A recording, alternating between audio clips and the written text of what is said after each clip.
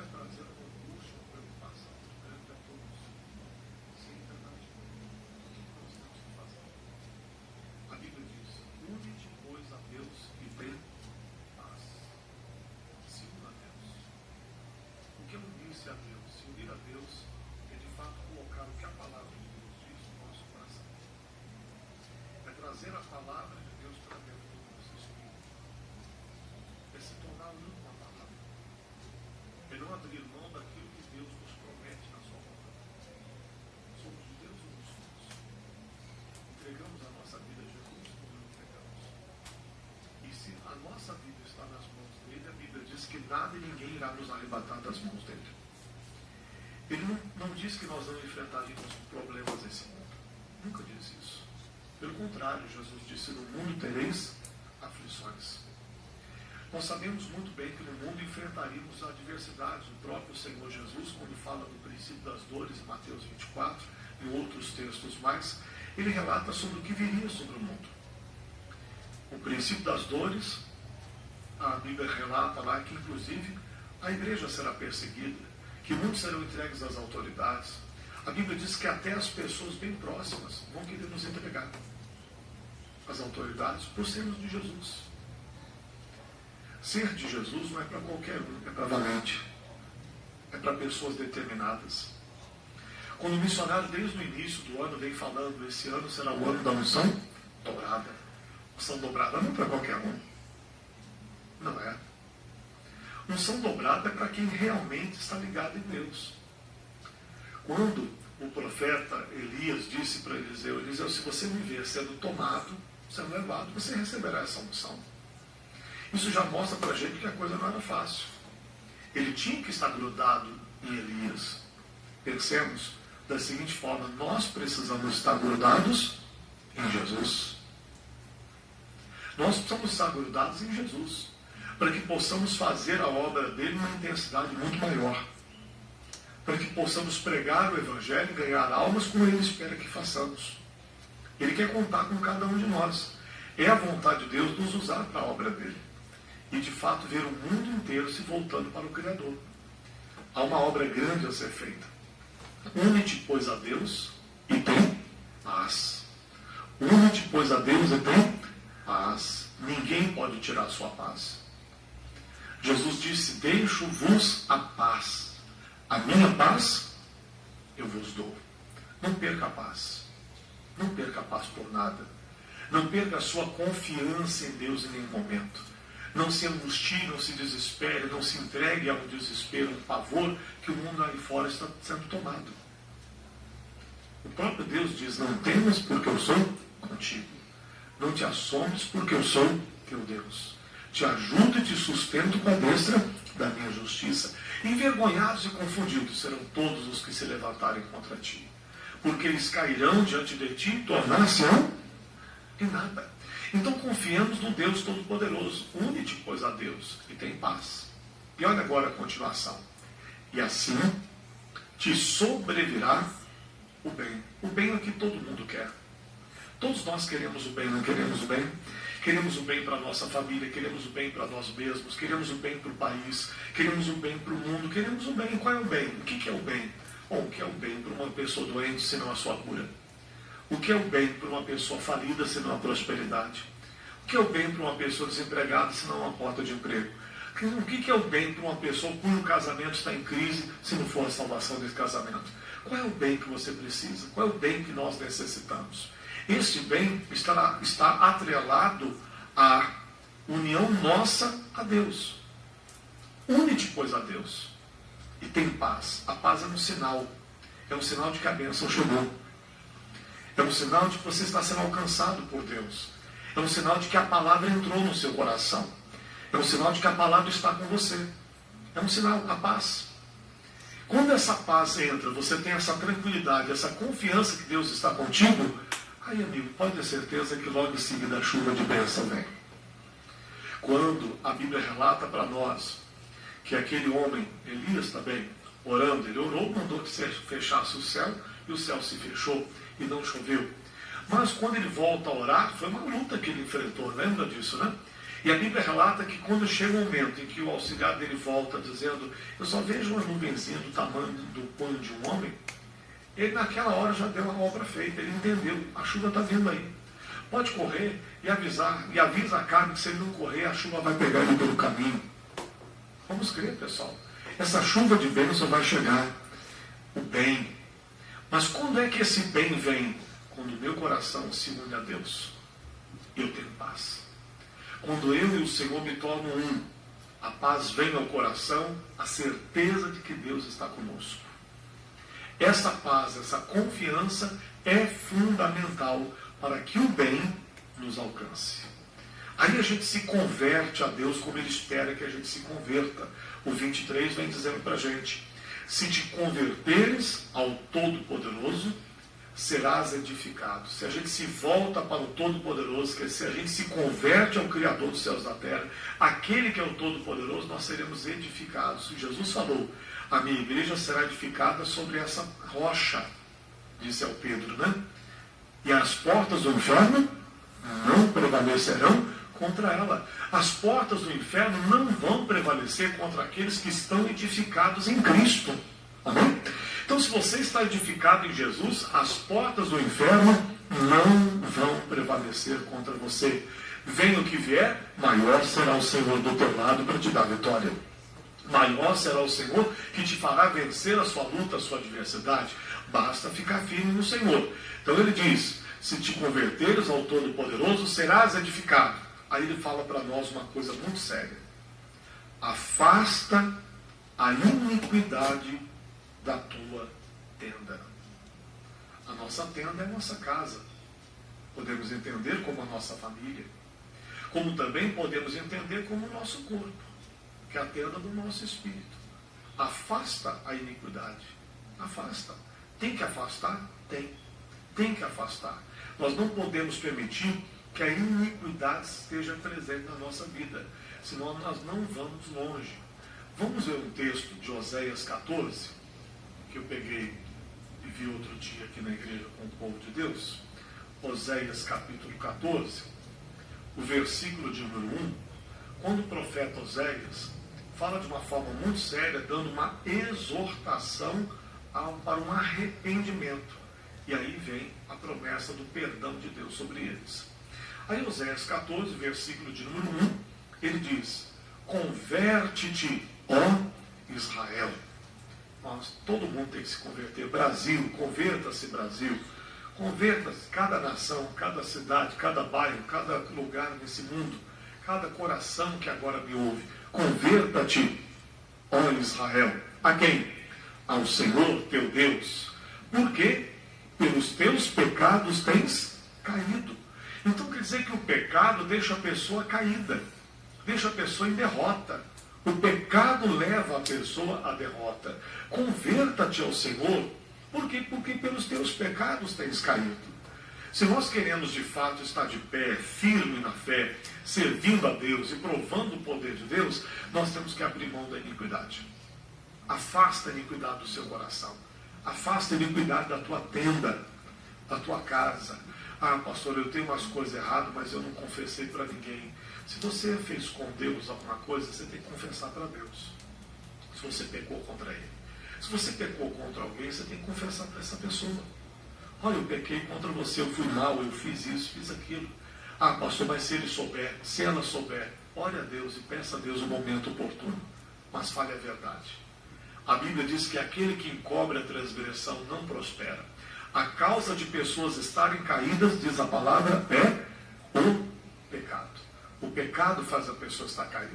Aí o que tem que se fazer? O mesmo capítulo de Oséias 14 diz, toma convosco palavras e convertei-vos ao Senhor. Dizei-lhe, expulsa toda a iniquidade. Olha ele de novo falando que tem que tirar a iniquidade. E recebe o quê? O bem, como diz o livro de Jó. A hora que a iniquidade sai, o bem vem. A hora que você se une a Deus verdadeiramente, afasta a iniquidade da sua vida, da sua casa, da sua tenda, do seu coração, a bênção vem e lhe alcança. Como diz Deuteronômio 28, né? Se tiveres o cuidado de guardar todos os mandamentos que eu te ordeno hoje, todas essas bênçãos virão e te alcançarão, que é o que Deus quer que aconteça. Deus quer que as bênçãos dele sejam derramadas sobre a nossa vida. Ele deseja nos abençoar, até muito mais do que nós mesmos desejamos ser abençoados. Vem comigo agora ao livro de 2 Crônicas.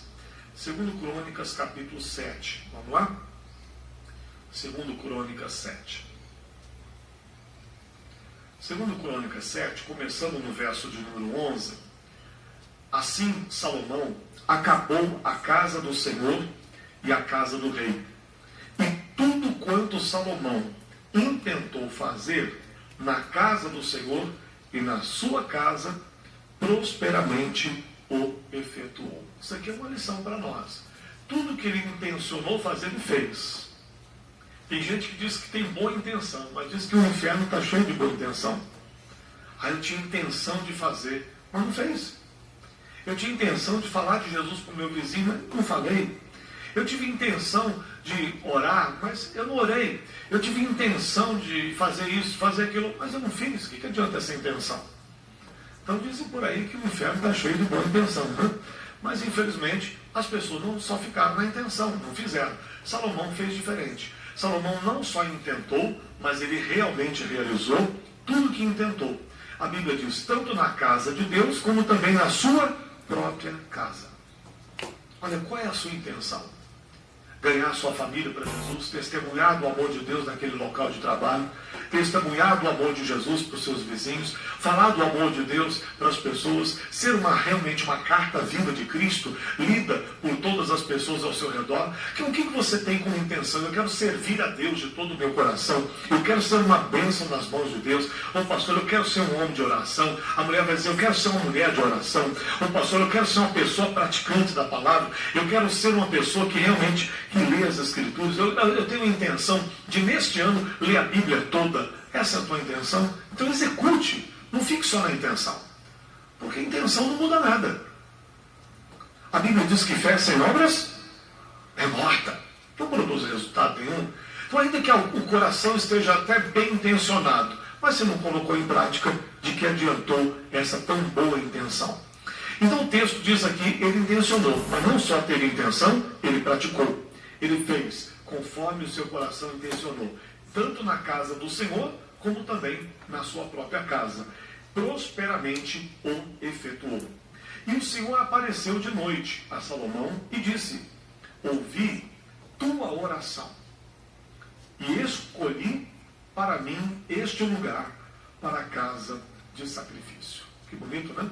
Então o Salomão não só teve a intenção de orar, mas orou, e Deus ouviu a sua oração. Você sabe quando é que Deus ouve a nossa oração? Quando nós tiramos a iniquidade. A Escritura diz, o salmista falou, se o meu coração atentar para a iniquidade, ou se a iniquidade estiver presente no meu coração, o Senhor não me ouvirá.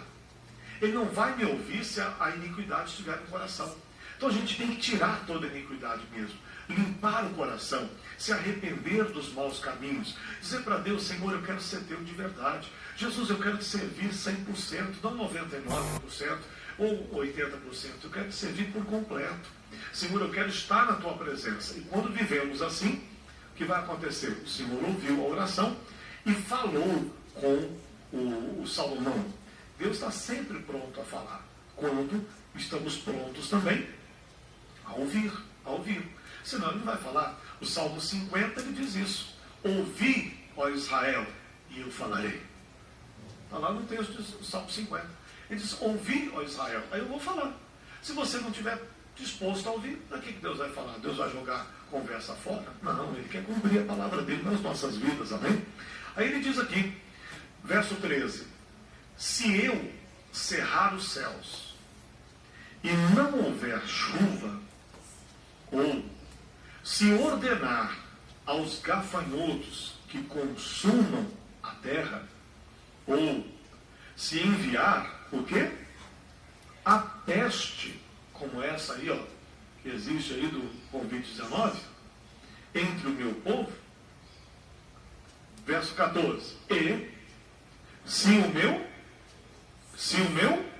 povo, e se o meu povo, você veja, há uma condicional lá, se, Se acontecer isso, de fechar os céus, se acontecer das pragas vir sobre a sociedade, se acontecer essas coisas ruins de acontecer nesse mundo, e se, diante desse caos, diante dessa situação, o meu povo, tem povo de Deus agora aqui, não tem?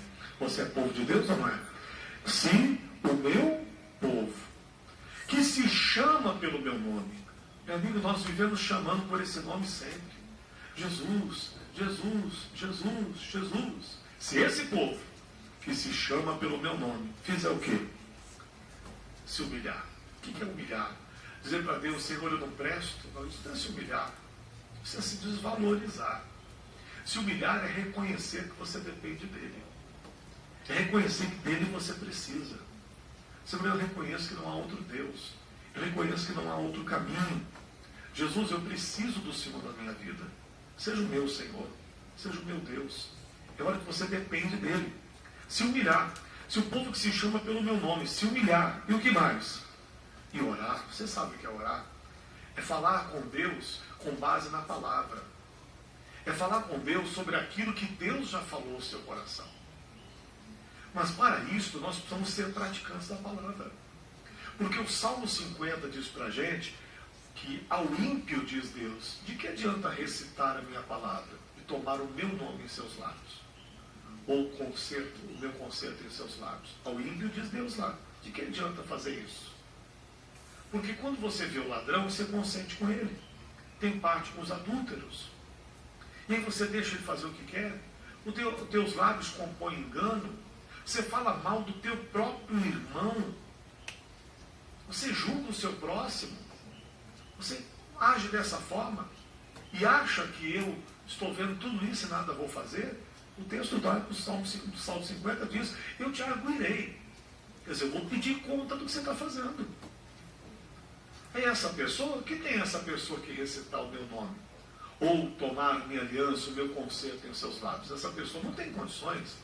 Ele está falando ímpio, daquele que até conhece e não pratica, conhece, mas não vive a palavra. Então a primeira coisa é afastar a iniquidade, é reconhecer Jesus, entregar-se a Ele verdadeiramente, é abrir mão das coisas tão erradas, santificar-se diante de Deus. Então ele diz, se esse meu povo, o povo que se chama pelo meu nome, se humilhar e orar, e o que mais? E buscar a minha face, quer dizer, buscar um relacionamento com Deus, amém? É fazer isso, é ser essa geração que busca o Senhor, como diz o texto lá do Salmo 24, essa geração que busca o Senhor.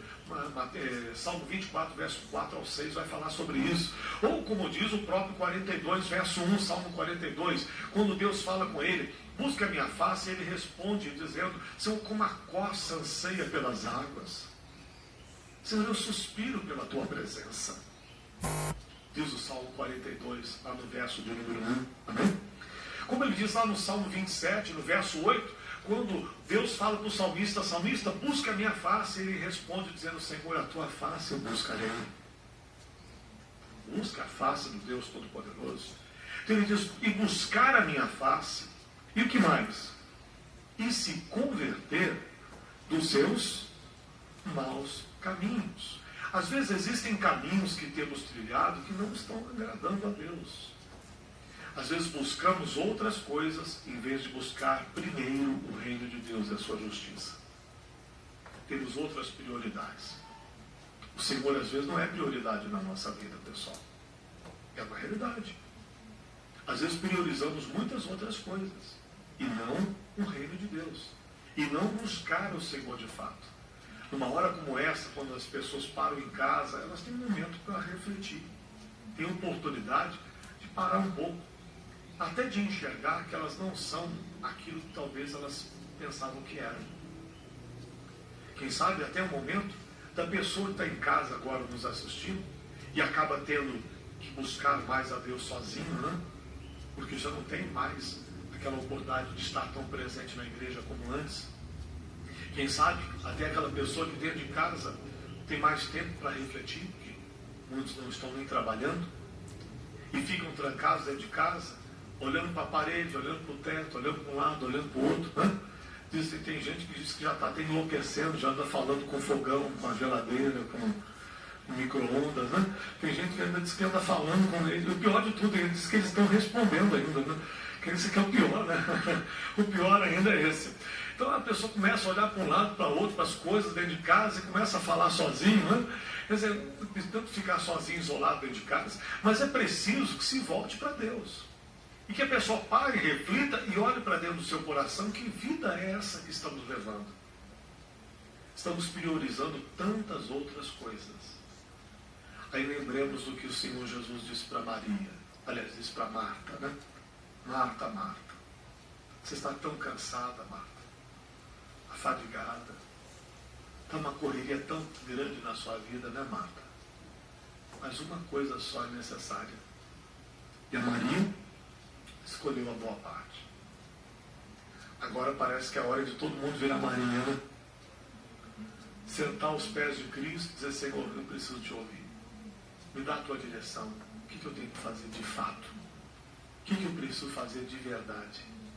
Qual é a direção que o Senhor tem para a minha vida? É a hora de se humilhar diante dele. E reconhecer. E buscar a sua face. E se converter dos seus maus caminhos. Converter-se é mudar de caminho, né? Abandonar o caminho errado para andar no caminho certo. Aí ele continua dizendo mais. O que ele vai fazer quando a gente fizer isso? Então, eu ouvirei dos céus. Aí eu vou ouvir. Aí eu ouvirei dos céus. E o que mais? E perdoarei os seus pecados. E perdoarei os seus pecados. Às vezes a gente acha que pecado é só roubar, matar, se prostituir. Claro que essas coisas são pecado. Mas não é só isso, né? Tem tantas outras coisas que são pecados. A gente entende que pecar é errar o alvo. É não ser o que a palavra diz que temos que ser. É não amar como Deus diz que a gente tem que amar. É não ser respeitador como a palavra diz que tem que respeitar. É não honrar pai e mãe como a Bíblia manda honrar.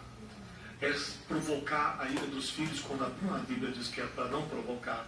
É quando a Escritura diz sobre fidelidade, sobre o amor, sobre temor, sobre respeito, sobre o viver que a palavra de Deus diz, para que haja uma mudança.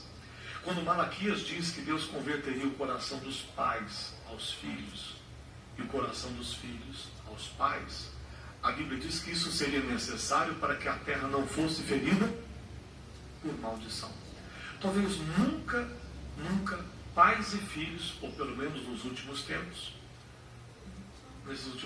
talvez nunca os pais e filhos tiveram tanta oportunidade de estar mais próximos como estão tendo a oportunidade agora.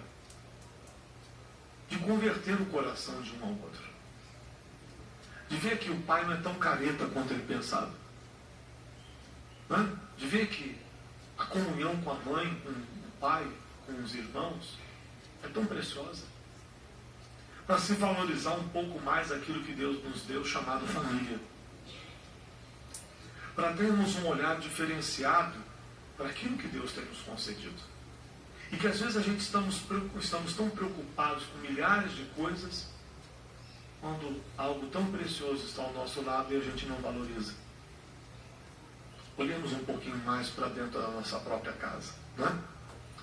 Aí ele diz aqui, e converter-se dos seus maus caminhos, aí eu perdoarei os seus pecados. E aí ele vem dizendo o quê? E sararei a sua terra. E Deus diz, ele vai sarar a nossa terra. Ele vai sarar. Olha o que ele diz no verso 15. Ele fala para o Salomão, agora estarão abertos os meus olhos e atentos os meus ouvidos ao quê? A oração deste lugar. Porque agora escolhi e santifiquei esta casa, para que o meu nome esteja nela perpetuamente. E nela estarão fixos os meus olhos e o meu coração todos os dias.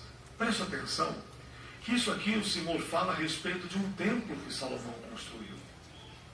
Só que a Bíblia diz para nós que Deus não habita em templo feito por mãos de homens. Traga isso aqui para você. Traga isso aqui para a sua própria pessoa.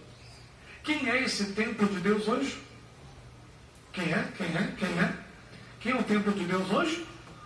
Somos nós. Então, quando nós somos, como diz ele aqui, escolhido por ele. Diga, eu fui escolhido por Jesus. Foi ele que me escolheu, né? Fui escolhido por ele. Santifiquei esta casa. O Senhor já te santificou? Você foi lavado pelo sangue de Jesus? Você foi purificado das iniquidades que haviam na sua vida? Você abriu mão da vida passada de pecado e erro? Você foi santificado para um propósito, para ser casa de Deus, para ser morada dele, amém? Para que o meu nome esteja nela perpetuamente. Eu digo a você que hoje não apenas o nome, mas ele, o Pai, o Filho e o Espírito Santo vem fazer morada em nós. No momento em que nós o recebemos por Salvador, nos convertemos ao Todo-Poderoso, nesta hora que a nossa vida foi entregue a Jesus, a palavra diz que o guardamos, porque guardamos os seus mandamentos. Ele diz, eu o amarei. O Pai o amará. Jesus falou, e nós viremos a ele e faremos dele morada. Deus nos faz habitação dele, diga glória a Deus. Morada do Deus Altíssimo, amém? Então não apenas o nome dele estará em nós, mas além do nome dele, o próprio Pai, o Filho e o Espírito Santo habitará em nossas vidas. Agora estarão abertos os meus olhos e atentos os meus ouvidos à oração deste lugar. Por quê? Porque eu a escolhi.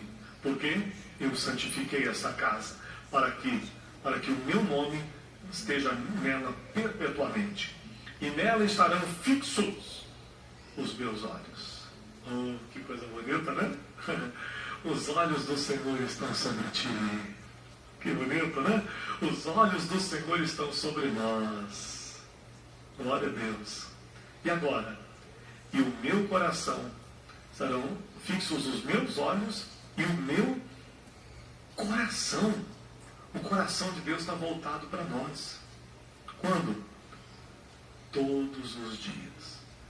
O coração de Deus está voltado para nós todos os dias. Quanto a ti, se andares diante de mim, como andou Davi teu pai, e fizeres conforme tudo o que te ordenei, e guardares os meus estatutos e os meus juízos, também confirmarei trono do teu reino, conforme o concerto que fiz com Davi meu pai, dizendo, não te faltará varão que domine em Israel. Então Deus faz uma promessa ao Salomão, dizendo que a bênção que ele deu a Davi se estenderia a ele. Essa bênção é nossa hoje também. Deus quer que hoje ocupemos esse trono, que reinemos, que não venhamos mais permitir que o pecado reine na nossa vida. Quem tem que reinar agora somos nós em Cristo Jesus, vivendo aquilo que a palavra de Deus diz, obedecendo ao Senhor completamente. Amém? E aí nós vamos ver a bênção de Deus prosperando sobre todos nós em nome de Jesus Cristo. Diga glória a Deus. Vamos ficar de pé, vamos falar com Deus agora. É hora da gente abrir o coração diante do Pai.